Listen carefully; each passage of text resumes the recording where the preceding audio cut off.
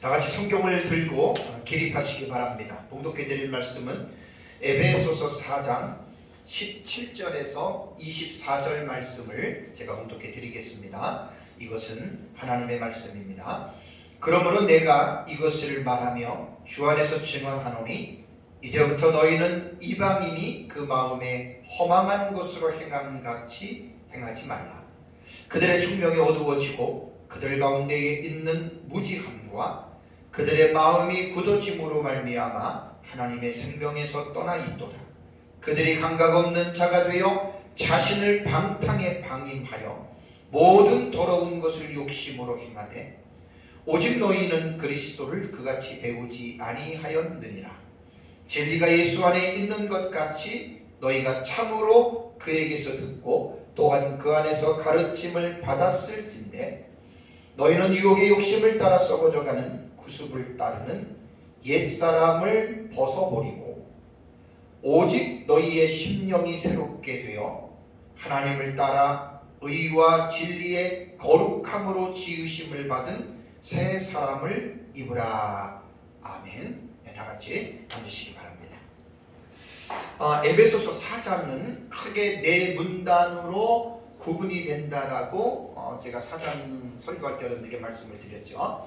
1절에서 16절까지가 한 커다란 문단이 되고요.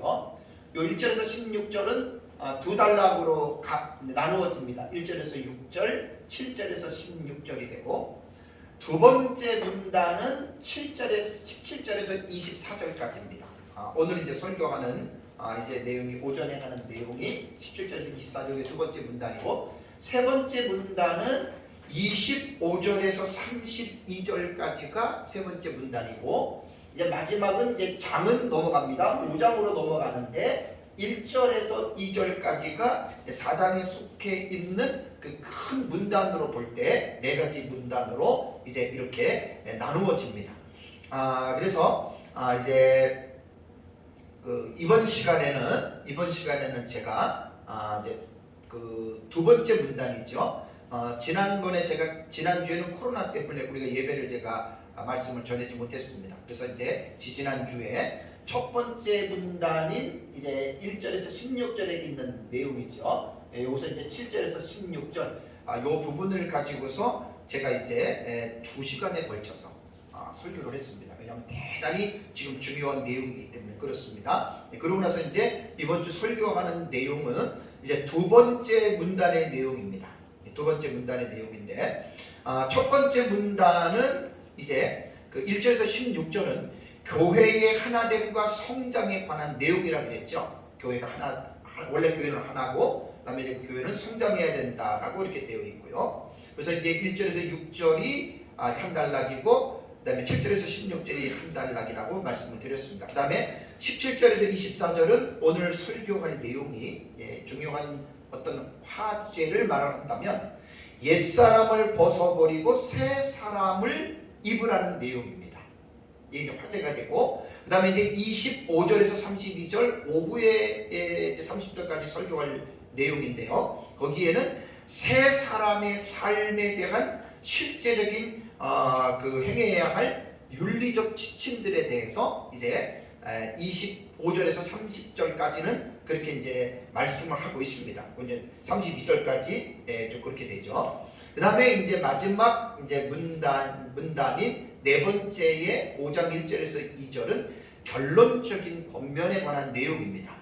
그래서 이제 이 부분에 대해서 이제 기본적인 윤곽을 잡으시고 이제 이번 시간에 조금 전에 봉독해 드린 대로 17절에서 24절의 말씀에 대해서 이제 말씀을 제가 전합니다.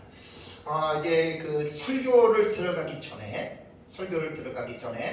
제가 구원에 대한 부분을 좀 간략하게 우리가 전체적인 좀 공부를 하고 또 요약을 한 다음에 이제 사실은 이 17절부터의 내용이 들어가야 됩니다.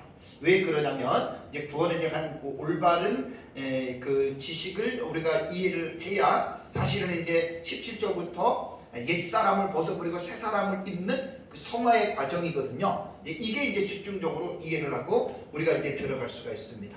자, 구원이란 무엇일까요? 구원이란 죄인된 인간이 예수 그리스도를 믿어서 죄 용서를 받고 하나님의 나라에 들어가는 것을 우리는 구원이라고 말을 합니다. 그렇다면 이 구원은 어떻게 우리가 설명해야 될까요? 구원이라고 하는 것은요, 한순간에 즉시 완성이 되는 게 아닙니다. 꼭 기억하셔야 됩니다. 그러니까 구원이라고 하는 것은 예수님을 믿는 순간에 시작이 되는 거예요. 완성된 게 아니에요. 시작이 되어서 그 다음에 이 세상을 살다가 우리가 죽잖아요. 죽음 이후에, 그리고 죽음 이후에 완전한 구원이 이루어지는 게 아니에요. 예수 마지막 날에 이제 모든 죽은 자들이 부활하잖아요. 부활하고 그 다음에 크고 힘보자 심판을 통해서 새 예루살렘 성에 들어갈 때, 부활체가 돼서 새 예루살렘 성에 들어갈 때 그때 구원이 여러분 완성이 되는 겁니다. 그래서 구원이라고 하는 것은 어느 한 부분만을 가지고 이 구원이 이런 것이다라고 이렇게 완성이 되었다라고 말하는 것은 상식적으로 볼 때는 그거는 비상식적인 말이라고 하는 것을 여러분들이 꼭 기억을 해야 됩니다. 그래서 구원을 말할 때에는 반드시 구원은 과정이 있어요. 과정이라고 하는 것은 순서죠. 그럼 구원은 어떻게 그 순서가 이루어질까? 여러 가지의 어떤 그 신학적인 입장에서 구원에 대한 과정이 약간 다르기는 하지만 거의 비슷합니다. 거의 비슷한데 개혁 신학자들의 구원에 대한 이 순서, 서정에 관한 이 부분에 있어서 가장 그래도 이제 보편적으로 받아들이고 있는 것이 9가지의 이 구원에 대한 부분을 말을 하고 있습니다. 제가 칠판에 잠깐 써놨는데, 자, 구원의 서정은 순서라고 하는 건데요. 첫 번째는 소명이라고 하는 말은 부르셨다라고 하는 말입니다. 이 부르심에는 두 가지 방법이 있다 그랬죠. 외적인 소명과 내적인 소명이 있다 그랬죠. 그러니까 외적인 소명은 뭐냐면 예수님을 믿으라라고 전도하고 복음을 듣는 것이 외적인 소명이고, 이 복음을 들으라고 하는 외적인 소명을 통해서 정말 내가 예수를 믿어야 되겠다고 믿는 사람이 그게 내적인 콜링에 응답했다. 그것을 내소라고 이야기를 합니다. 그래서 이 소명된 자가 내소를 통해서 거듭나게 되죠. 그걸 중생이라고 그러거든요. 그 다음에 중생한 사람은 회심을 하게 돼요. 회심은 뭐죠? 방향 전환입니다. 하나님을 믿지 않고 세상을 향해서 내 마음대로 살았던 그 길을 방향을 완전히 180도 돌이키는 거예요. 180도 돌이켜서 하나님을 향해서 이제 돌아오는 것, 이것을 회심이라고 하고, 회심한 사람에게는 믿음이 주어져요. 여기서 이 믿음은 인간의 신념이 아니라 예수 그리스도의 십자가와 부활에 관한 이 사실을 이제 믿게 되는 거죠. 이 믿는 자들을 칭의, justification, 의롭다고 하나님이 법정적으로 선언하는 거예요.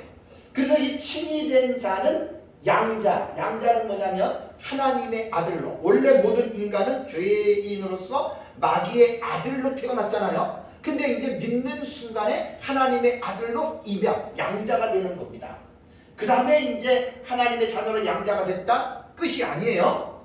성화가 과정이 있어요. 성화는 뭐냐면 거룩하게 되어져 가는 과정으로서, 성화는 예수 그리스도를 믿은 이후에 죽는 순간까지 계속하여 지속되는 것입니다.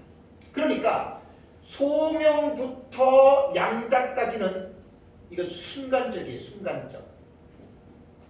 요 6가지 순서를 펼쳐놓은 것은 논리적인 순서지, 이것이 하나 일어나고 두 번째 그 사이가 무슨 시간을 두고 이러는 게 아니라 이거는 순간적으로 일어나는 거예요. 복음을 듣고 예수 그리스도를 믿음으로 말미암아 순간적으로 딱 일어나는 거고, 그리고 나서 이제 이 양자가 된 사람은, 성화는 뭐냐면 거룩하게 되어져 가는데, 계속적으로 지속적으로 거룩하게 되어져 가는 목표가 어딘 줄 아세요? 어디까지 거룩하게 이루어지냐면 목표는 예수 그리스도에게까지입니다. 지지난주 설교에 우리가 예수 그리스도의 장성한 분량에 이르기까지 잘하라 그랬잖아요. 그죠? 성하고, 그 다음에 견인이라고 하는 말은 뭐냐면 끝까지 붙들어 주신다는 말인데, 성화의 과정이 이게 결코 쉬운 게 아닙니다. 우리가 예수님을 본받는 삶을 살아가는 게 신앙생활의 가장 중요한 핵심이에요. 구원받은 사람이. 그래서 예수님을 본받아 살아가는 과정 속에서 우리가 이리 넘어지고 저리 넘어지고 죄를 안 지려고 뭐 결심을 해도 또 죄를 짓고 또 며칠 전에 지었던 죄를 안 짓는다고 결단하고도 또 짓고, 그러다가 마귀의 이리 치이고 저리 치여서 미혹에 빠져가지고 넘어질 때 하나님이 우리가 죄를 지었다라고 야 넌 죄 졌으니까 끝났어 이게 아니라 끝까지 하나님이 천국 갈 때까지 죽을 때까지 붙들어 주신다는 말입니다. 되게 중요한 글입니다. 마지막 영화라고 하는 말은 뭐냐면 글로리피케이션이라고, 이제 구원이 완성이 된 영화로운 상태에 들어가는 거예요. 그럼 영화는 언제 되느냐? 자, 지금 사람이 죽었어요. 그러면 천국 갔다 그러죠? 영화 상태 아니에요. 영혼만 가 있고 육체는 땅에 묻히죠. 마지막 날 예수 그리스도에서 부활 모든 죽은 자들을 다시 살리실 때, 그리고 힘보다 크고 힘보다 심판을 통해서 천국에 들어가는 그때가 구원은 영화의 과정으로서 이때 끝나는 겁니다. 자, 한국교회 문제가 뭐냐면 구원론에 있어서 칭의 양자의 요 선에서 마치 구원이 끝난 것처럼 이렇게도 지금 이야기하는 게, 이 한국교회에 지금 다는 아니지만 개중에 어떤 신학자들이나 목회자들이 이런 것을 칭의만 아주 강조하는 사람들이 있어요. 이거는 정말 무지의 소지에서 나온 겁니다. 절대 칭의에서 구원이 시작이 된 거지 완성이 됐고 끝난 게 아니에요. 그렇다고 해서 뭐 유보적 칭의처럼 칭의가 됐는데 이 사람이 세상에서 어떻게 살았는지 잘 보고 마지막에 확정적 칭의를 해준다, 그런 유보적 칭의 말하는 게 아니에요. 저는 이 부분이 되게 중요하기 때문에 우리가 성경을 깊이 있게 공부를 해야 됩니다. 자, 성경은 믿음으로 의롭다함을 받은 칭의되고 양자된 자들은 여기서 끝나는 것이 아니라 이 땅에서 사는 날까지 성화의 삶을 살아가게 돼 있다. 이것을 성경을 말을 하고 있는 거예요. 에베소서 1장 4절에 보면 곧 창세전에 그리스도 안에서 우리를 택하사 왜 택했죠? 우리로 사랑 안에서 그 앞에 거룩하고 흠이 없게 하시려고. 하나님이 그래서 우리를 택하시고 구원하신 거예요.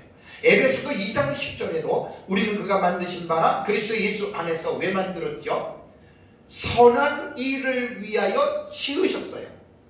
이게 바로 성화는 성화의 과정과 똑같은 거예요. 선행은 성화예요. 그래서 이 일은 하나님이 전에 예비하사 우리로 그 가운데서 행하게 하시려고 했다. 그러니까 구원은 칭의와 양자에서 끝내면 안 돼요. 성화로 자동적으로 연결이 되는 거예요. 벨기 신앙 고백서가 있습니다. 벨직 신앙 고백서죠. 그걸 벨기에의 신앙 고백서인데 24조에서 성화와 선행에 대해서 벨직 신조에는 다루고 있는데 거기는 뭐라고 설명을 하냐면 성화와 선행은 철저하게 칭의에 의존하고 있다. 자, 이 말이 뭐냐면, 자, 성화의 삶을 제가 오늘 강조를 하는 거예요. 이 성화에 대한 부분을 분명하게 이해를 해야 성경에서 doing의 문제가 있습니다. 행하는 문제. 이게 바로 성화의 문제란 말이에요. 성화.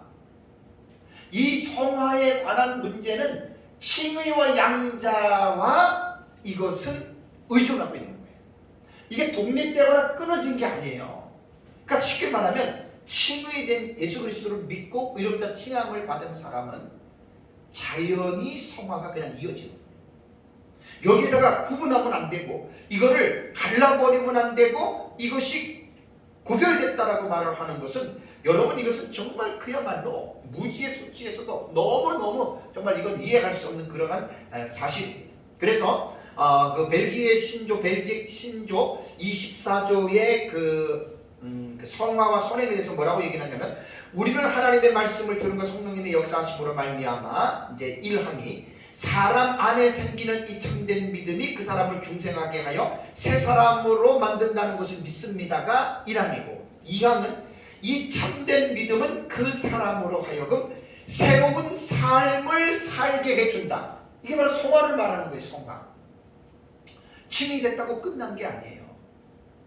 반드시 새로운 삶을 살아가게 하고 죄의 노예됨에서 자유롭게 해준다라고 말을 하고 있고요. 3항에는 그러므로 이 의롭게 하는 믿음이 그 사람으로 하여금 선하고 거룩한 삶을 사는데 무관심하게 만든다는 것은 옳지 않습니다. 부정문으로 말을 했는데, 쉽게 말하면 이 의롭게 된 믿음, 의롭게 돼서 양자가 된 사람은 선하고 거룩한 삶을 사는데 무관심하지 않다는 거예요. 관심을 갖고 칭의된 나는 반드시 선행을 행하게 돼 있다. 곧 성화의 삶을 살아가게 돼 있다라고 말을 합니다. 그리고 5항에 보면은 그럼에도 불구하고 그 행위들은, 선한 행위, 성화는 우리의 칭의에 이바지하지 않습니다. 이게 되게 중요한 말이에요. 이 말이 뭐냐면, 그러면 유보적 칭의론자들이 하는 말이 이겁니다. 성화의 삶을, 하나님의 말씀을 순종하고 선을 많이 행했기 때문에 그 공로로 마지막 때에 마지막 칭의를 받는다. 그거는 아니에요. 벨기에 신조회는, 벨직 신조회는 이것을 분명하게 말을 했고, 선행은, 곧 성화는 그 칭의를 이루는 공로로 말하는 것이 아닙니다. 제가 많이 여러분들에게 말씀을 드리잖아요. 이 성경을 보면 성화에 대해서, 행함에 대해서 되게 많이 강조하고 있어요. 근데 선행을 강조할 때는 칭의의 조건으로 성화를 강조하면 행위 구원 논자가 되는 거예요. 그런데 성화를, 선행을 칭의의 결과로 보는 것은 성경을 아주 제대로 보는 사람이에요. 그래서 벨기에 신조는 뭐라고 얘기를 하냐면, 성화는 칭의에 대한 이 부분에 칭의를 결정짓는데 전혀 이바지하지 않는다. 이걸 꼭 여러분 기억을 하셔야 됩니다. 성경에서 이제 그 성화를 많이 강조하죠. 여러분 창세기부터 여러분 계시록까지 성경을 보면, 제가 여기서 말씀드린 소명에서 중생에서 영화까지 요 구원에 대한 전 내용이 성경에는 창세기부터 계시록까지 파노라마처럼 기록이 되어져 있어요. 그런데 성경을 읽는 독자가, 성도가 전체적으로 구원에 대한 파노라마를 읽고 이렇게 정리를 해야 됨에도 불구하고 성경에 대한 무지 때문에 어느 한 부분만을 딱딱 잘라요. 칭의만 잘라가지고 예수를 믿음으로 끝났다. 또 어떤 사람은 성화, 거룩하게 살아야 된다. 이거를 전체적인 하나의 그 그림으로 보지 않고 중간중간을 잘라서 이야기를 하는데, 이거는 정말 여러분 잘못된 겁니다. 성경은 전체적인 것을 말하고 있거든요. 자, 로마서 같은 경우는 16장으로 이루어져 있죠. 1장에서 11장까지 내용이 뭐냐면, 믿음으로 말미암아 의롭다함을 받는다. 그 교리적으로 로마서는 1장부터 11장까지 일부에 말하고 있고, 다음에 12장부터는 구원받은 하나님의 자녀들이 어떻게 살아야 하느냐? 선행이에요. 그것이 바로 성화의 삶을 강조하고 있다고 하는 사실입니다. 마찬가지로 에베소서도 내가 처음에 설교할 때 몇 번 말씀을 드렸습니다. 에베소서도 로마서와 동일한 구조로 되어져 있어요. 1장에서 3장까지는 교회에 대한, 혹은 다른 기도나 여러 가지 사실에 대한 교리적인 부분들이 1장에서 3장까지를 집중해서 설명하고 있습니다. 제가 이제 4장 17절까지 설교를 했기 때문에 이 부분은 여러분들에게 다 말씀을 드렸습니다. 근데 4장으로 들어오면 이제 그 예수 그리스도를 믿고 구원받은 사람, 특히 이제 교회를 입장으로 볼 때, 교회는 1장에서 3장까지 교리적인 부분으로 서술을 했다면, 교회에 속해 있는 몸이 있잖아요. 성도와 사역자예요. 성도와 사역자들은 그러면 어떻게 살아가야 하느냐, 이게 성화의 부분으로 4장 이후를 여러분들이 관찰해야 돼요. 왜 뒤에도 말하겠지만 왜 교회가 세상 사람들로부터 개독교라고 자꾸만 소리를 듣습니까? 지금 성경에서 말하는 이 성화에 대한 부분들을 무시하고 있는 거예요. 그래서 제가 지금 구원의 이 서정에서 이 부분을 지금 여러분들에게 말씀을 지금 드리는 것입니다. 그래서 에베소서도 4장부터는 예수 그리스도를 믿고 구원받은 성도들, 곧 하나님의 교회의 멤버가 된 성도들이 이제 어떻게 교회를 아름답게 장성하게 세워 예수 그리스도의 장성한 분량까지 세워 나가느냐. 그래서 성도 각 사람 모두가 해요. 성도나 사역자나 같이 이제 그리스도의 장성한 분량까지 이루러 가는 거거든요. 이게 바로 성화예요. 이 성화가 바로 선행이라고 성경은 강조를 하고 있는 거예요. 그래서 칭이 된 자는 반드시 성화가 된다. 그러나 성화는 칭의의 공로가 아니다, 조건이 아니다라고 하는 거. 이것만 정확하게 구분하면 여러분 성화에 대한 이 부분에 대해서 우리가 분명하게 이해할 수 있습니다. 교회 안에 보면 사역자들과 성도들로 교회는 구분이 되잖아요. 에베소서에서 말하는 거예요. 사역자들과 성도들 가운데에 이 성화에 대한 이 부분에 눈이 감겨져 있거나 이 부분이 아주 약한 사람들이 있습니다. 그럼 어떻게 아느냐? 그 사람의 말과 행실을 보면 압니다. 사역자들 가운데 뭐 어떤 사람은 교회를 크게 성장시키고 뭐 사역을 선교의 사역도 매우 잘해요. 그런데 여러분 그것만 보지 말고 그 사역자의 생각과 말과 행동을 잘 한번 살펴보세요. 그래서 그분이 예수님의 말과 행실과 생각을 많이 닮았다면 그 사람은 그만큼 성화의 신앙에 깊이 들어간 거예요. 근데 외적으로 교회는 크게 성장시켰다 하더라도 이 말이나 행동이 조금 안 좋은 분들이 있을 수 있어요. 사역자들이. 그런 사람은 꼭 세상의 기업체의 사장같이요.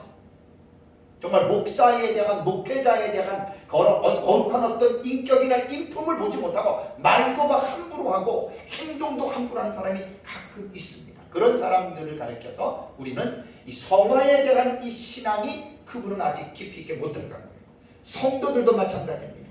신앙의 내력이 화려하고 뭐 믿음 생활에서도 여러 가지 직분을 갖고 있고 대단하게 믿음이 좋은 것 같아도 그 사람의 말과 행실을 잘 보면 예수님을 얼마나 닮았느냐라고 이렇게 볼 때 전혀 이런 성화적인 부분에서 어떤 그 성장이 없다면 그 사람도 마찬가지로 성화에 대한 이 부분에서 아직 눈이 덜 열린 한국교회가 조금 전에 말씀드린 대로 왜 세상 사람들로부터 개독교로 불리웁니까? 제 기억으로는 10년이 훨씬 넘었어요. 약 4, 5년 정도 된 것 같은데 그때부터 이제 인터넷이나 매스컴을 통해서 개독교라고 하는 말이 서슴없이 나오기 시작했고 급기야 지금은 거의 뭐 안티 크리스천들 같은 경우는 완전히 기독교를 개독교라고 이렇게 부르고 있어요. 왜 그럴까요? 교회가 칭의가 됐다면 거룩하게 되어져 가는 이 성화에 대한 이 부분에서 너무나 부족하다는 거예요. 사역자도 그렇고 성도도 그렇고 그러니까 사역자와 성도가 지금 교회잖아요. 그러니까 한국교회는 세상 사람들로부터 개독교다. 개 같은 종교라 그 말입니다. 제가 묻겠습니다. 여러분 기독교가 개 같은 종교입니까?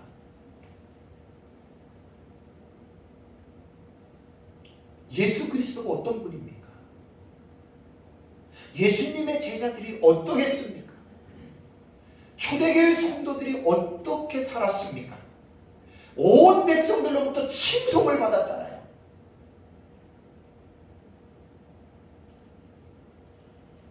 그게 바로 성화의 삶이에요.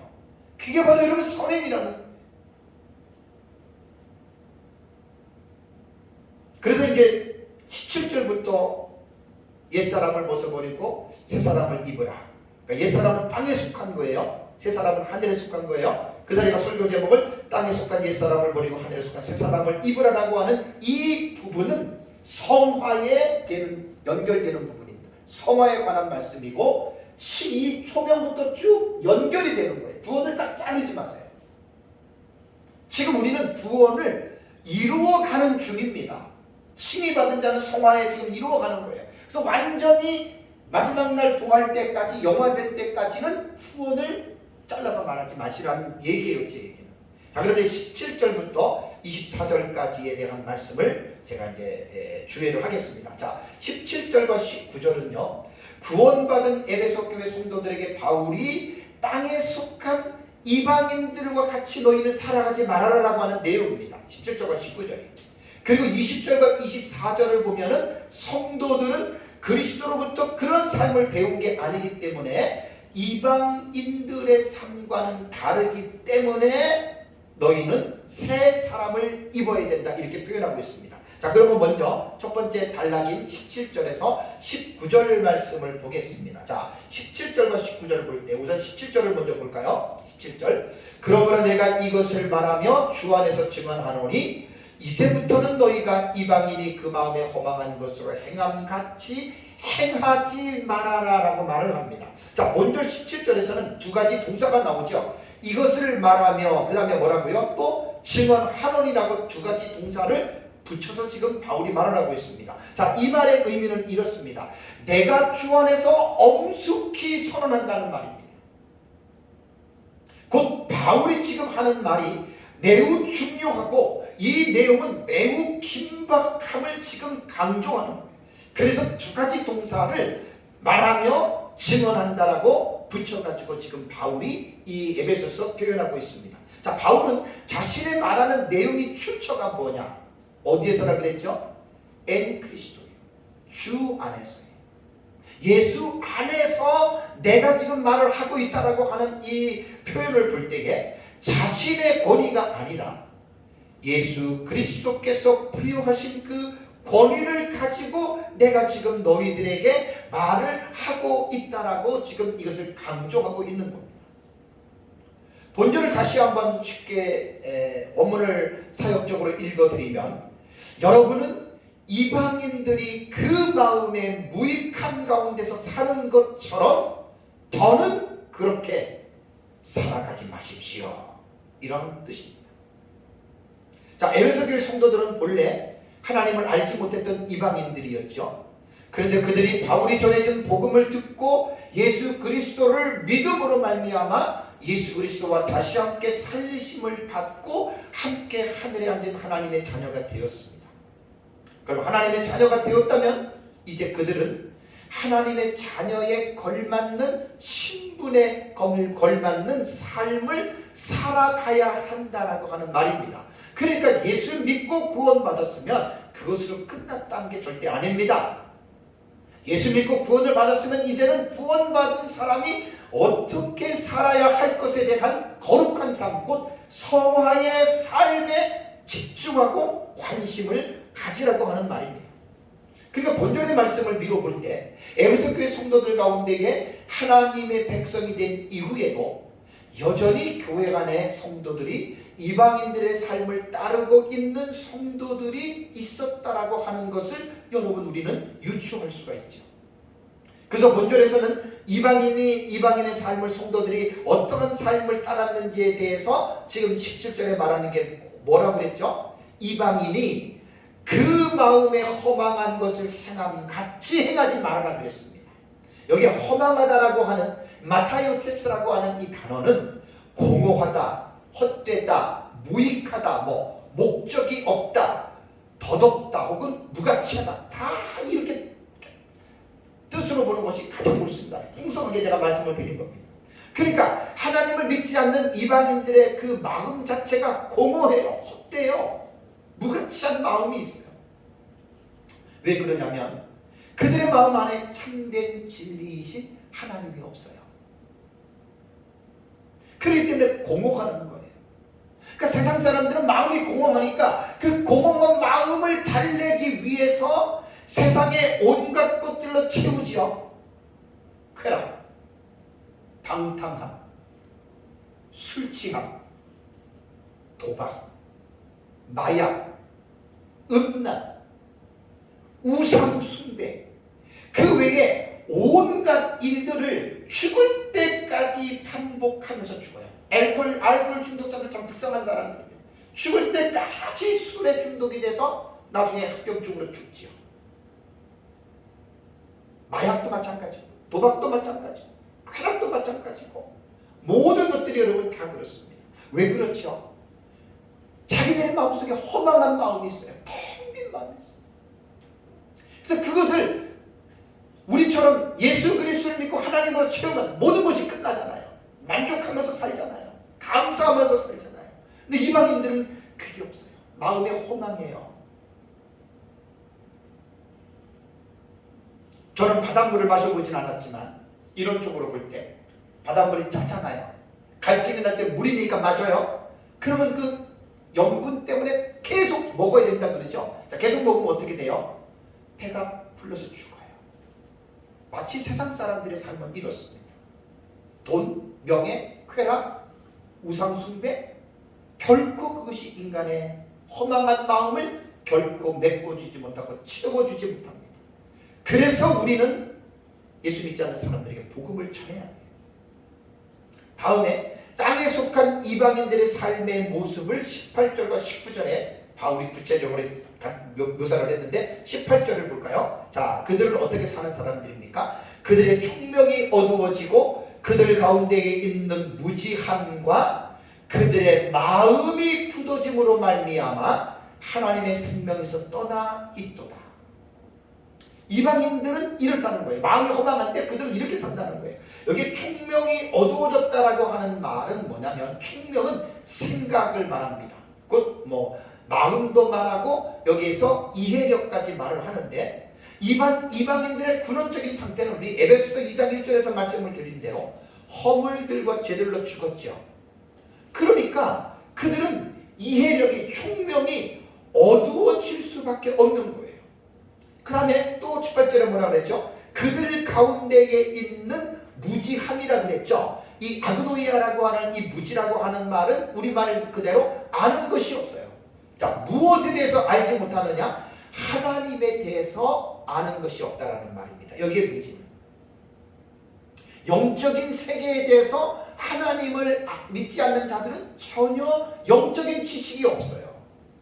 그러니까 우리는 이 세상을 볼 때 이 세상은 누가 만들었지요? 하나님이 만들었다고 우리는 참된 지식을 갖고 있어요. 자, 우리는 죄인이에요. 죄인을 구원하시는 존재는 예수 그리스도밖에 없다. 우리는 이런 참된 지식을 가지고 있는데 이방인들은 영원히 죽었기 때문에 이러한 지식이 그들에게는 없다라고 하는 말입니다. 다음에 세 번째는 그들의 마음이 어떻게 해요? 굳어짐으로 그랬죠. 이게 굳어졌다라고 하는 프로세스는 신약 성경에 3번 나와요. 마가복음 3장 5절과 로마서 11장 25절, 그 다음에 여기 에베소서 3장 18절에 4장 18절에 나오는데 마가복음과 로마서에는 이 굳어짐을 완악함으로 번역했습니다. 그러니까 하나님을 믿지 않는 사람들은 마음이 다 완악한 거예요. 그러면 여기서 우리 믿지 않는 사람들 보면 마음이 참 천사 같은 사람도 있던데 그러한 인간적인 차원에서 마음을 말하는 게 아니라 영적인 하나님과의 관계에 있어서 굳어진 거예요. 물론 사람마다 정도의 차이가 있지만 예수님과 제자들을 유대인들과 세상 사람들이 어떻게 했어요? 핍박하고 때리고 돌로 쳐서 죽이고 온갖 여러 가지 방법을 통해서 박해했죠. 왜 그렇죠? 그들의 마음이 굳어져 있는 복음, 예수를 믿어라, 하나님을 믿어라, 천국이 있다라고 하는 이 복음에 대해서 굳어져 있는 거예요. 인간적으로 좋은 성품을 타고난 불신자들 같은 경우는 참 법이 없어도 산다고 할 정도로 그런 사람들이 있어요. 그걸 제가 말하는 게 아니에요. 여기 마음의 굳어짐은 영적인 지식에 있어서 스피리추얼 날리지예요. 영적인 지식에 있어서 굳어져 버린 거예요. 완악하게 된 거예요. 그래서 좋은 사람이 부부간에도 여보 당신 행복하게 살다가 교회 얘기, 신앙 얘기 나오면 완전히 이렇게 나오는 사람들이 있죠. 그게 바로 마음이 굳어진 거예요. 그 다음에 이제 마지막으로 18절에는 뭐라고 얘기를 했죠? 하나님의 생명에서 떠나 있도다. 그게 이방인들이에요.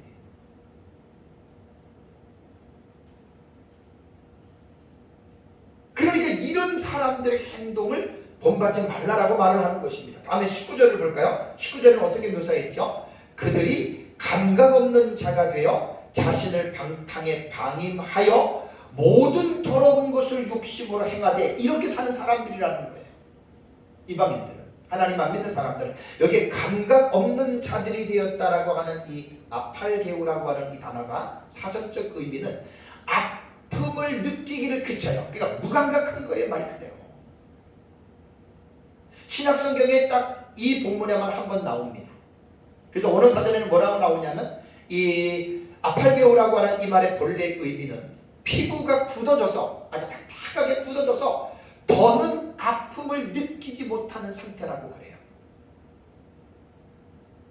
그러니까 하나님을 믿지 않는 사람은 에베소서 2장 1절 말씀처럼 허물들과 죄들로 죽었기 때문에 그들은 하나님에 대해서 이렇게 무감각할 수밖에 없어요.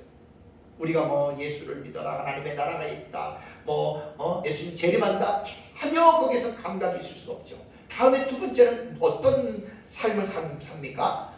자신을 방탕함에 방임하는 자다. 이 방탕함이라고 하는 아셀게이아라고 하는 이 단어는요, 이 원어 사전에 보니까 이 아셀게이아는 방탕으로도 번역이 되고 방종으로도 번역이 되고 호색으로도 번역이 되고 도락으로도 번역이 됩니다. 그 도락이라고 하는 말을 몰라서 제가 우리말 사전을 찾아봤어요. 자, 방탕이라고 하는 말은 뭐냐면, 자, 세상 사람들이 이렇게 산다는 거예요. 자, 주색 잡기에 빠져 있는 사람을 방탕하다 그래요. 술과 여자에 빠져 있는 사람. 방종은 아무런 꺼리낌 없이 자기 마음대로 하는 거예요. 그냥 밖에서 그냥 지 하고 싶은 대로 막 밤중에 사람들인데 막 노래 부르시면 노래 부르고, 더운 그 공공장소에서 막 옷 벗고 싶으면 옷 벗고, 이게 바로 방종이라고 하는 용어예요. 호색이라고 하는 말은 뭐냐면 이 아셀게이아가 이런 뜻으로 번역이 됐다 그랬어요. 호색은 여색을 좋아해요. 다음에 도락이라고 하는 말을 이번에 처음 알았거든요. 우리말 사전에는 술, 여자, 도박을 말해요. 그러니까 여기에서 방탕하다라고 하는 말은 바로 이러한 삶에 빠져서 살고 있다 그 말입니다. 여기 보면은 이 단어는 이제 육체적으로나 영적으로나 마찬가지예요. 이것들을 꼭 육체적인 걸로만 보지 마시고 영적으로도 봐야 돼요. 영적으로. 여기 이제 방임했다라고 하는 말이 있잖아요. 이 파라디돔이라고 하는 이 단어를 보면, 동사를 보면은요, 참 재밌는 뜻이에요. 이게 고전 헬라어에서는 이 동사를 파라라고 하는 전치사는 곁으로거든요. 곁으로라고 하는 뜻이고 디도미는 주다라고 하는 말이에요. 그러니까 곁에서 주니까 전수하다 혹은 전달하다라고 하는 말로서 이게 여기서 유래가 됐는데, 이제 플라톤 때로부터 헬라어 문헌에서 이 파라디도미가 발견됐다 그래요. 그럼 플라톤 이후에는 이 방임했다라고 하는 파라디도미가 어떻게 사용이 됐냐면 선생으로부터 학생에게 교훈이 전수되는 거예요. 그렇다면 저들이 19절에 자신을 방탕함에 어떻게 해요? 자신을 방임했다라고 하는 말은 전수했다. 이런 의미로 이 말을 받아들여야 되거든요. 그런데 이 파라디도미를 보면은 본문에는 파라도키누로 이게 동사니까 직설법 과거 능동이에요. 그러니까 직설법에는 시간에 대한 이 부분이 적용이 되기 때문에 과거니까 믿지 않는 사람들은 그렇게들 살았다. 그러니까 또 현재로 보면 그렇게 살고 있다 이렇게 또 볼 수가 있죠. 근데 이게 뭐냐면 능동태라는 거예요. 그러니까 이방인들이 방탕한 삶을 사는 것을 자기가 그냥 내버려 준 거예요. 그 전수 받은 거예요. 왜? 주변에 부모로부터 주변 사람들로부터 보고 배우는 거잖아요. 이거는 방탕하게 사는 것을. 그리고 웬만한 가정에 요즘은 술 같은 거 별 문제 안 되고 아버지가 자식들에게 딸과 아들들 데리고 술 가르쳐 주잖아요. 아주 못된 거 이렇게 하잖아요. 그러니까 이게 다 방임이 된다라고 하는 이 단어로서 이 말을 봐야 돼요. 그러니까 이방인들이 하는 이 방탕한 행위들은 능동태기 때문에 자기 스스로가 그런 일들을 계속하는 거예요. 그 방임의 의미를 볼 때에는 죄는 특별악입니다. 유전적인 의미가 있어요. 그러니까 자신을 방탕하게 방임했다라고 하는 말이 이렇게 여러분들이 생각하면 되고요. 다음에 세 번째가 뭐냐면 모든 더러운 것을 욕심으로 행한다 그랬죠. 그죠? 여기에 더러운 것이라고 하는 이 단어는요. 아카다르시아라고 하는 이 단어는 그 불결을 말을 한다. 불결을 말을 하는데 이 단어가요. 여자들이 그 생리를 할 때 그 의미부터 시작해서 인간의 모든 악한 행위로 인한 도덕적인 타락에 이르기까지 불결함의 전 영역을 뜻하는 단어예요. 아카다르시아라고 하는 이 단어. 그러니까 모든 더러운 것을 행한다는 거예요. 그러니까 모든 악한 것들이 다 포함이 되는 거예요. 근데 그 모든 더러운 것을 어떻게 행합니까? 욕심을 가지고 행합니다. 욕심으로. 욕심이라고 하는 말은 플레오넥시아스라고 하는 이 네시아라고 하는 이 단어는요, 더 많이 가지려고 하는 아주 탐심이죠. 탐욕스러움을 말하는. 그러니까 그 더러운 것들을 한 번에 만족하는 것이 아니라 계속해서 그 더러운 것들을 어떻게 해요? 더 가지려고 하는 거예요. 더 추구하려고 하는 거예요. 방탕, 쾌락, 우상, 여러 가지 이런 더러운 것들을 한 번에 그치는 게 아니라 만족하는 게 아니라 더 가지려고 그래요. 계속해서 그 죄에 대한 더러운 것에 계속해서 그 사람들이 빠진다라고 하는 말입니다. 그래서 여기 욕심이라고 하는 것은요, 모든 죄의 근원에 속합니다. 자, 야고보서 1장 15절에 욕심이 잉태한즉 죄를 낳고 죄가 장성한즉 사망을 낳느니라라고 말을 했죠, 그죠? 죄는 욕심에서부터 시작이 돼요. 모든 죄가 그렇습니다. 그래서 우리가 이 이방인들의 삶이 바로 이 욕심으로부터 더러운 것들을 계속 더 하다가 결국은 이렇게 마지막으로 멸망을 하는데, 우리 그리스도인들은 이렇게 살면 안 된다는 이야기예요. 그래서 18절과 19절의 말씀을 제가 이방인들의 삶을 정리해서 말씀을 드리면, 그들의 총명이 어두워지고 그들 가운데 있는 무지함과 그들의 마음이 굳어짐으로 말미암아 그들은 하나님의 생명에서 떠나 있는 자들이라는 거예요. 그러하기에 그들은 감각이 없는 자가 되는 거예요. 그래서 자신을 방탕함에 방임해서 모든 더러운 것들을 더 하려고 욕심으로 행하는 사람들이 바로 이방인들의 삶이다. 근데 바울이 지금 이 말을 누구에게 하는 거예요? 에베소 이방인들에게 하는 말이 아니에요. 에베소 교회 안에 있는 성도들에게 지금 이 말을 지금 하고 있다고 하는데, 여러분, 우리는 주의를 집중해야 됩니다. 그러니까 에베소 교회 안에 예수 그리스도를 믿고 구원받은 성도고 신실한 사람들이 있기는 해도 그 가운데에 이렇게 이방인들이 이러한 삶을 살았던 삶을 따르고 있는 사람들이 있다라는 거예요. 그래서 그러한 사람을 대상으로 너희는 그러한 이방인들의 삶을 따르지 말라라고 강력하게 지금 권고하는 것인데, 이 권고는 자기의 어떤 권위를 가지고 말하는 게 아니라 주 안에서, 출처가 예수 그리스도로부터 이 권면의 말씀이 주어진다라고 하는 것을 강조했습니다. 여러분, 이 말은 오늘날 우리에게 동일하게 해당이 됩니다. 신약시대 교회 성도들에게 동일하게 해당이 됩니다. 예수 믿고 구원받았다고 우리가 완전하게 된 사람 아니거든요. 그러면서 바울은 뭘 그들에게 상기시켜 주냐면, 너희들은 그들과 다르다. 왜 다릅니까? 20절하고 21절을 볼까요? 20절과 21절을 보면, 오직 너희는 어떻게 해요? 그리스도를 그같이 배우지 아니하였기 때문이다, 이걸 말하는 거예요.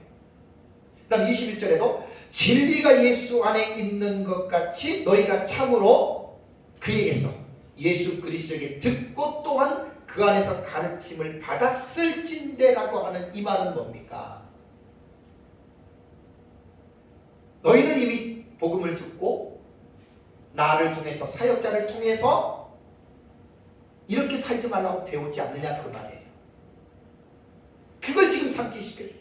우리가 교회를 다니면서 예수 믿고 구원받고 복받고 신비한 거 체험하고 막 능력받고 이런 데만 빠지지 말고 이 성화의 삶에 대해서 집중해야 됩니다. 교회는, 가르치는 사역자들은 예수 믿고 구원받았다면 쓸데없는 것 강조하지 말고 예수님을 닮아가는 성화의 삶을 강조해야 돼요.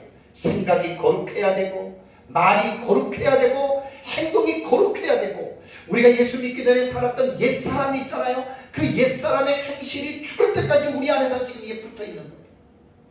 여기에 빠지지 않도록 성화의 삶을 교회의 사역자들은 깊이 있게 강조하고 가르쳐야 됩니다.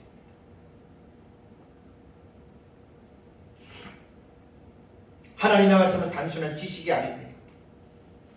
하나님의 말씀은 눈으로 읽고 입으로 읽는 것이 아니라 우리의 삶으로 읽어내야 됩니다.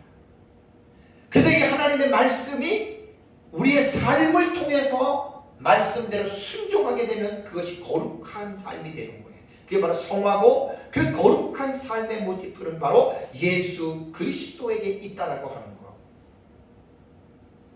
지지난주도 말씀을 드린 대로 교회는 예수 그리스도의 장성한 분량, 그에게까지 자라야 돼요.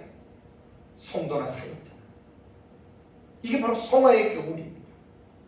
그래서 바울은 21절과 24절에 그리스도인들의 삶의 자선을 이제 결론적으로 먼저 말을 하는데, 21절과 24절을 볼까요? 너희는 유혹의 욕심을 따라 썩어져가는 구습을 따르는 무엇을요? 옛사람을 벗어버리고, 그 다음에 23절에 오직 너희의 심령이 새롭게 되어 하나님을 따라 의와 진리의 거룩함으로 지으심을 받은 무슨 사람?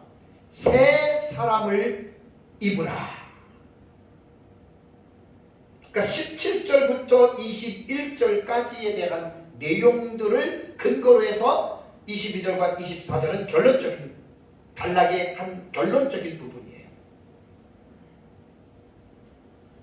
중요한 것은 뭐냐면 옛사람을 벗어버리고 새사람을 입으라, 이 내용입니다. 22절과 24절의 논지는 그렇습니다. 성도들은 그리스도의 몸에 속한 지체들이기 때문에 우리는 하나님의 거룩함으로 부르심을 받은 자들이라고 하는 것 잊어서는 안 됩니다. 거룩한 삶이라고 하는 것은 세상에 속한 세상의 죄악들과 분리되고 구별된 거예요. 그래서 구약 성경에 카도시라고 하는 이 단어에 대해서 말씀을 드렸잖아요. 거룩은 구별하고 분리되는 겁니다. 우리가 예수님을 믿었다면 믿기 전과 믿은 후는 똑같으면 안 돼요. 반드시 달라야 돼요. 그래서 버릴 것은 단호하게 버리고 취할 것을 단호하게 취해야 되는데, 옛사람은 단호하게 버리고 새사람은 단호하게 취해야 됩니다. 여기서 옛사람은 뭐냐? 믿기 전에 죄악된 성품들이 있어요. 우리가 다 예수 믿기 전에 있잖아요. 근데 그게 우리 안에 내재하고 있어요. 새사람은 예수 믿고 나서 성령으로 새롭게 된 그 그리스도의 사람을 말을 합니다. 자, 그렇다면 옛사람에 대해서 말씀을 드리겠습니다. 21절을 다시 보면 너희는 유혹의 욕심을 따라 썩어져가는 구습을 따르는 옛사람을 벗어버리라. 22절 안에서 여기에서 이 옛사람을 어떻게 이야기를 하냐면 유혹의 욕심을 따라서 살아가는 사람이 바로 옛사람이라고 말을 했습니다. 여기 유혹이라고 하는 말은 속임수예요. 속임수. 욕심이라고 하는 말은 뭐 충동 혹은 욕망, 갈망이라는 거예요. 그러니까 어떤 욕망을 속이는 거예요. 그러니까 이 유혹의 욕심이라고 하는 것은 실제적으로 그걸 따라가면 옳을 것 같지만 틀린 거예요. 그 기만당하는 거예요. 그러니까 마귀가 속이는 거예요. 예를 들자면 하와가 뱀에게 들어간 사탄이 선악과를 따먹어라. 그게 바로 유혹이에요. 유혹. 그래서 그 유혹의 욕심이에요. 하와가 그걸 빠져넘어갔잖아요. 사탄의 말을 듣고 따먹었어요. 그런데 어떻게 됐습니까? 속임수죠. 유혹이라고 하는 말이 그런 거고 욕심은 그런 겁니다. 그리고 구습을 따르는 이라고 하는 말은, 구습은 과거의 삶의 방식을 말합니다. 옛날에 우리가 살았던 삶의 습관들 있죠. 그러니까 유혹의 욕심을 따라서 썩어져가는 구습을 따르는 이 삶이 바로 뭐냐? 이게 옛사람이에요. 이게 이방인들이 지금 살아가고 있는 삶의 방식이에요. 그런데 이것을 너희들이 예수를 믿고 구원을 받아 하나님의 자녀가 되었음에도 불구하고 왜 과거 과거에 행했던 그 옛사람을 자꾸만 따라서 살아가느냐, 그걸 지금 에베소 교인들에게 강조하고 있고 오늘 예수 믿는 우리들에게 지금 이것을 강조하고 있는 거예요. 여기에서 동사가 나오는 거, 옛사람을 벗어버리고 라고 하는 동사가 나오면 항상 집중해야 됩니다. 아포데스다이라고 하는 이 단어는요, 아포티템이라고 하는 이 단어의 부정사 과거 중간태입니다. 부정사 과거 무슨 뜻인지 알지요? 시간에 대한 개념 없어요. 단회적이나 단호함으로 해석해야 된다 그랬어요. 옛사람을 벗어버리는 것은 단호하게 벗어야 돼요. 단호하게 벗어버려야 돼요. 한 번 먹고 끝난 게 아니에요. 사실은 한 번 먹고 끝났는데도 우리가 그걸 믿지 못해요. 그렇기 때문에 이것은 단호함으로 이것을 해석하는 것이 좋습니다. 곧 벗어버리는 데 있어서 우물쭈물하지 말라는 거예요. 옛사람은 단호하게 벗어버리고, 태가 뭐라 그랬죠? 태는 움직임의 방향인데 중간태입니다. 중간태는 모양은 수동태이지만 해석은 능동태를 하라 그랬어요. 그리고 중간태는 자기 자신을 위한 겁니다. 자기 자신을 위해서 능동적으로 스스로 이것을 벗어버리라는 거예요. 여러분, 우리가 옛사람을 그 행실을 갖고 있어 보세요. 얼마나 내게 힘든지 몰라요. 또 얼마나 우리가 정말 고통을 당하는지 몰라요.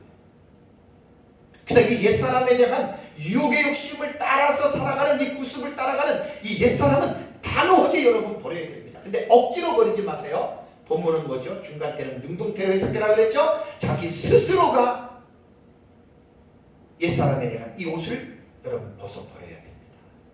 우리는 예수 그리스도를 믿을 때 사실 이 옛사람을 벗어버린 거예요. 갈라디아서 2장 20절의 유명한 사도 바울의 고백입니다. 내가 그리스도와 함께 십자가에 못 박혔나니 그런즉 이제는 내가 산 것이 아니요 내 안에 그리스도께서 사신 것이라. 그러니까 예수 그리스도를 믿을 때 나의 옛사람은 못 박힌 거예요. 그 옛사람이 못 박혔는데 그 사실을 잊어버리고 계속해서 또다시 옛사람의 행위로 돌아가는 것이 오늘날 저와 여러분들의 모습이 아닙니까? 단호하게 벗어버려야 됩니다. 단호하게 옛사람에 대한 이 부분을 끊어버려야 됩니다.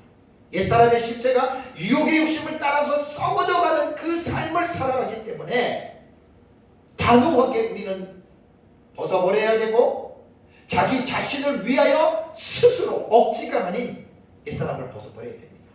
다음에 23절을 볼까요? 23절은 뭐라고 얘기했냐면 오직 너희의 심령이 새롭게 되어라는 말입니다. 이것도 동사예요.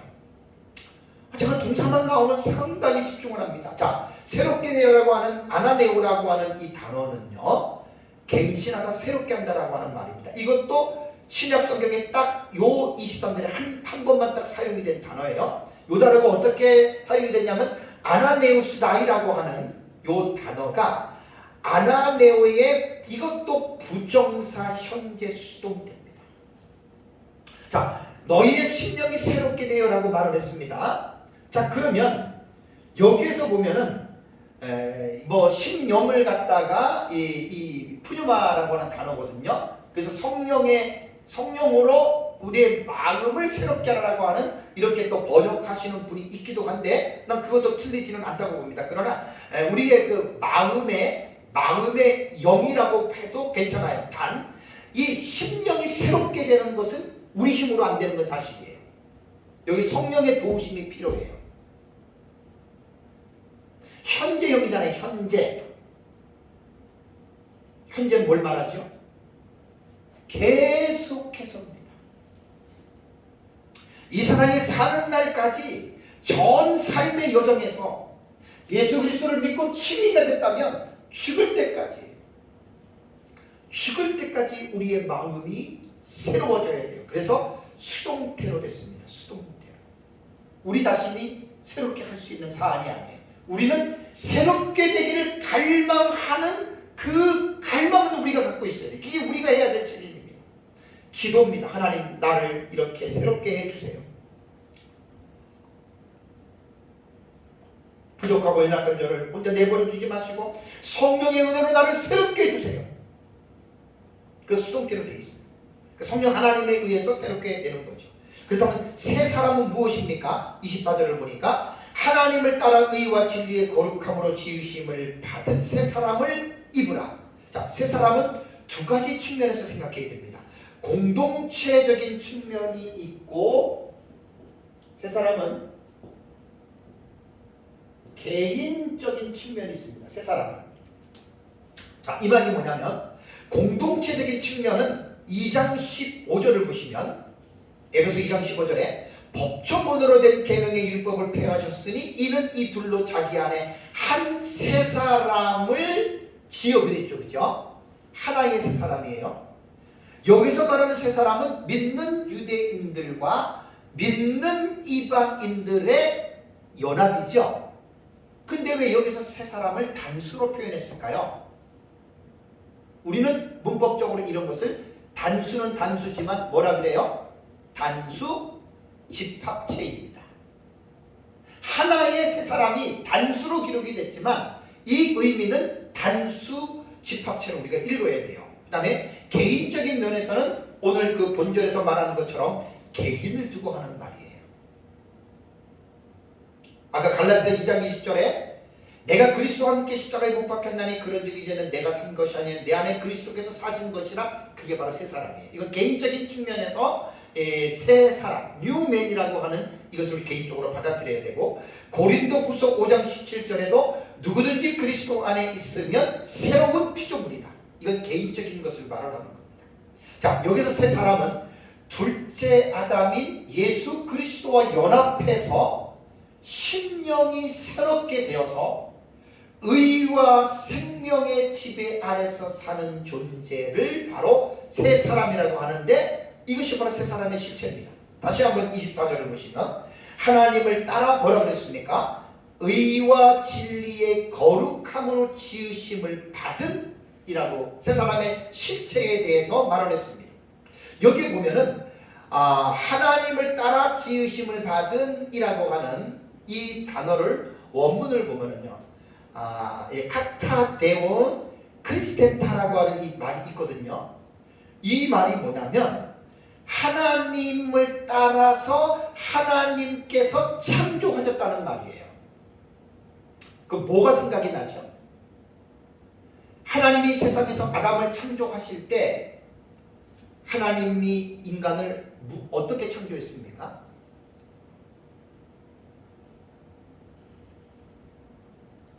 창세기 1장 26절 27절을 보면 하나님이 사람을 만들 때 어떻게 창조했어요? 우리가 우리의 형상을 따라 우리의 모양대로 사람을 만들자 그랬죠.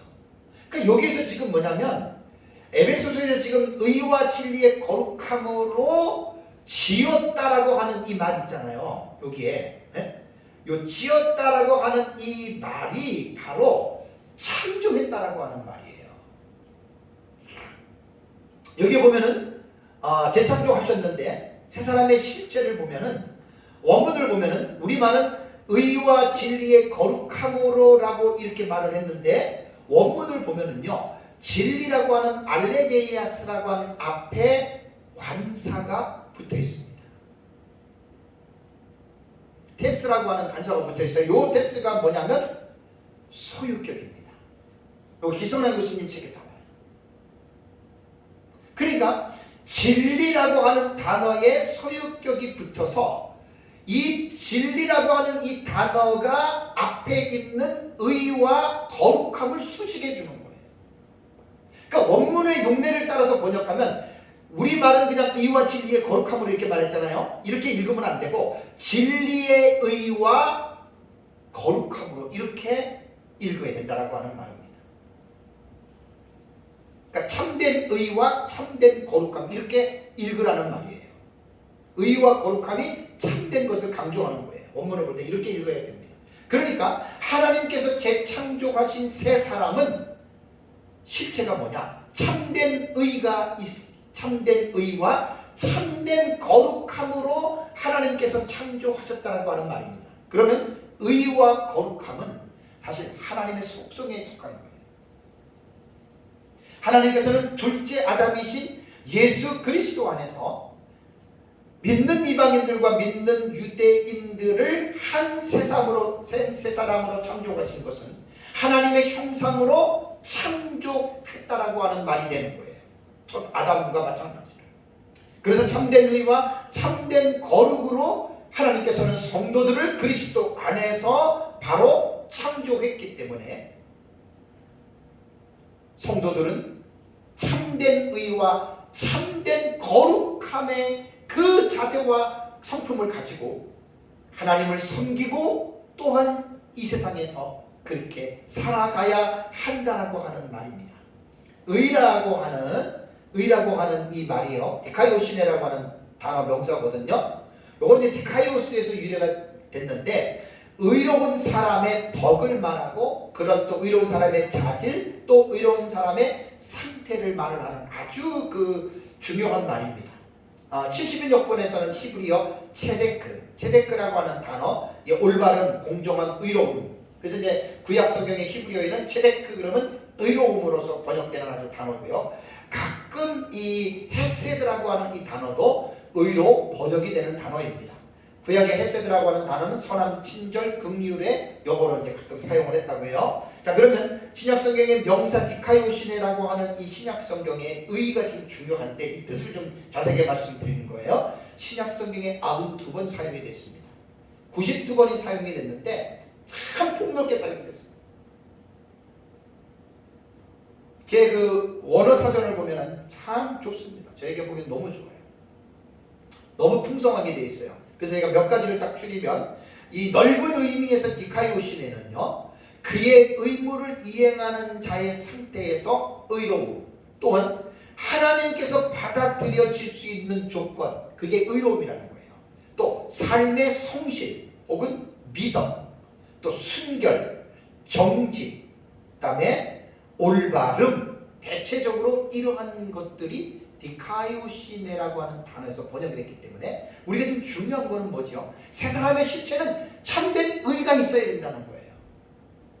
그러니까 에베소 교회 안에 있는 구원받은 성도들 가운데에 세 사람은 참된 의가 있어야 되는 거예요. 참된 의를 계속해서 나타내야 되는데 옛사람은 참된 의가 없어요. 불의잖아요. 불의. 그러니까 이걸 말하는 거고, 다음에 참된 거룩이라고 했잖아요. 이 거룩은 호시오테스라고 하는 단어입니다. 이 고전 헬라어에서는 이 단어가 특징이 이 사전을 들어가 보니까 개인적인 경건과 효심을 사용할 때 요 호시오테스라고 하는 단어를 사용했어요.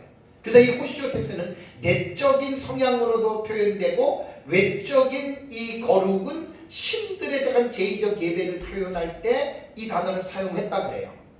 그러니까 이 호시오테스는 하나님을 향한 어떤 경건, 거기에서 이 단어를 사용하고요. 또 71역본에서는 구약 성경을 헬라어로 번역한 그 역에서는 호시오테스가 4번 나오는데 다 개인적인 경건에 관해서 사용한 말이라고 합니다.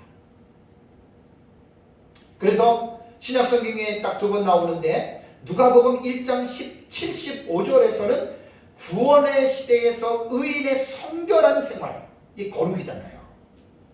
그다음 에베소 4장 24절에는 세 사람의 본성이 바로 이러한 거룩이라는 거예요. 그래서 예수를 믿었다, 구원받았다, 신이 됐다고 끝난 게 아니에요.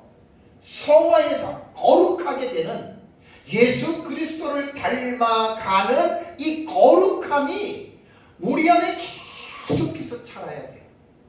계속해서 예수님처럼 자라는, 생각하는 것이 그렇고 말하는 것이 그렇고 행동하는 것이 하나님 앞이나 사람 앞에서 항상 우리는 어떻게 해요? 거룩한 삶을 살아야 돼요. 참된 의, 참된 거룩 잊지 마시기 바랍니다. 마지막으로 세 사람을 입으라 그랬죠. 24절에 입으라라고 하는 이 단어는요, 엔디오라고 하는 이 단어의 부정사 과거 중간태예요. 부정사 과거는 말 안 해도 알겠죠? 단호함으로 해석하는 게 좋아요. 물론 단회적으로 해석할 수도 있고 단호함으로 해석할 수도 있어요. 근데 항상 여기에서는 단호함으로 보는 것이 좋습니다. 단회적으로도 원리적으로는 맞아요. 우리는 이미 예수 믿을 때 벗어버린 자들이에요.